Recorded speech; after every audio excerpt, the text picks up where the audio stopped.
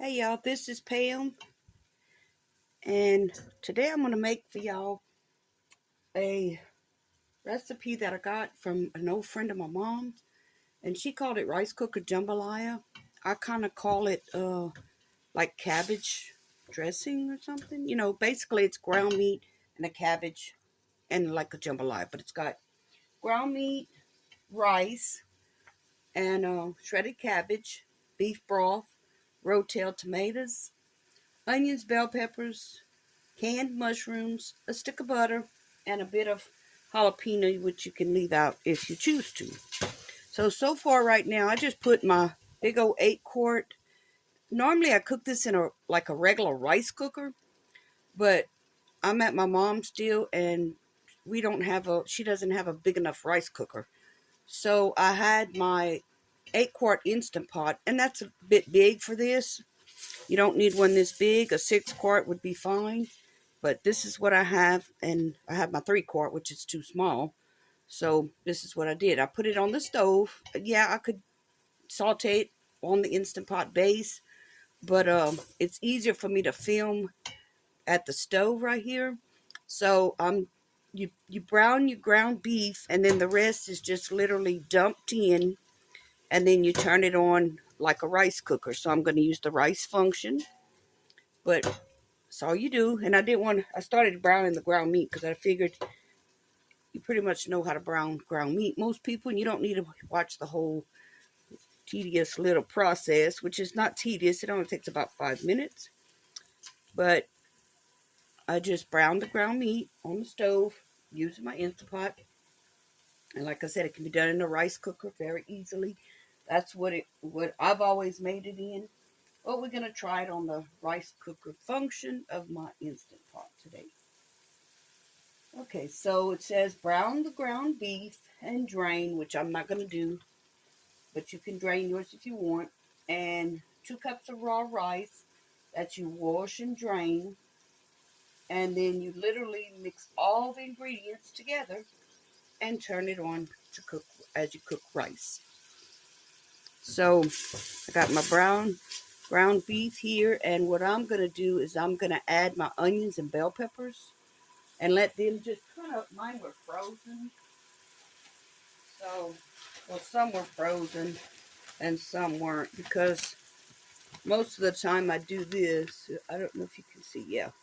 See, I'll mix bell peppers, celery, onions, put it in a Ziploc bag, date it, and then all you got to do is that. Because we, around here in Cajun country, um, as a lot of you know, I'm Cajun. We use bell pepper, celery, and onions like for everything almost. Especially if it's just cooking like what I call, cooking with our recipe. It's definitely going to have bell peppers, celery, and onions. And those are frozen. And I have a little bit that are not frozen. And I'm just going to put that for just a second. And then I'll get my rice washed up and I'll be back. Okay, I just got everything going here. And the recipe is written so old, in the older whatever. It just has a can of beef broth. I guessed it at maybe 12 ounces. I don't know if I'm guessing right. I hope I am. I may have to go Google it before I finish this recipe. But as you can see, I dumped in the rice, the cabbage, the rotel. Here's 12 ounces of beef broth. Now, the recipe also says it's not going to look like there's enough liquid. That's some more cabbage. And you can chop your cabbage however you want. I like mine chopped kind of big. You can chop it really small if you want, whatever you want. I like cabbage and I like big chunks. And so, yeah, the recipe says it's not going to look like there's enough liquid to cook this rice. But those of you who are cooks know that this cabbage is going to give off a lot of liquid also. So I'm going to leave it with the 12 ounces of beef broth that I just made from a powder I use. I basically, it's called Orrington Farms. Real easy. I use the beef. I use the chicken. You can get at Walmart. This one jar makes 56 cups. And it's real inexpensive. Less, $4 or less. Something like that. Less than $5. And I also like the better than bouillon. But that one you have to keep in the ice box. So you have to be mindful of that. It will not sit on your shelf once you open it. Okay. So there you go. That's everything in it. The stick of butter also.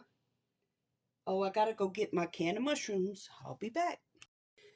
Okay, it says small can of mushrooms. I don't know. I'm just putting this jar, 6 ounces, and drained. So there we go. Got that. Give it another stir. So everything's kind of incorporated. And I will put this on the Instant Pot base on the rice cooker function, whatever that is. And I'll be back when it's done.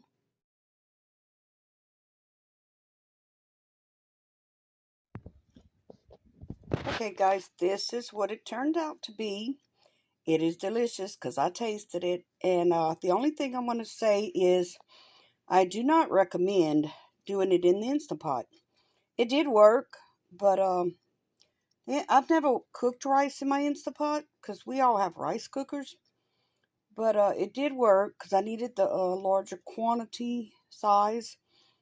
But it tends to kind of stick to the bottom. Now I have a stainless steel insert, which is what I absolutely wanted with my Instant Pot. Some have a non-stick types thing, but mine is a Instant Pot Duo, 8 quart, and yeah, so it did work, but it did not give me a burn notice at all. But it does tend to stick at the bottom where my rice pot doesn't. So y'all give this a try. I did not put the jalapenos. I could have for myself, but it is yummy. It is very good. Now, if you want your, I don't mind my cabbage. It's not crunchy at all, but I don't mind it cooked like this. If you want it cooked more, cut it smaller. But it's delicious. Kind of hot, but yummy. Y'all give it a try. Talk to y'all soon. Bye.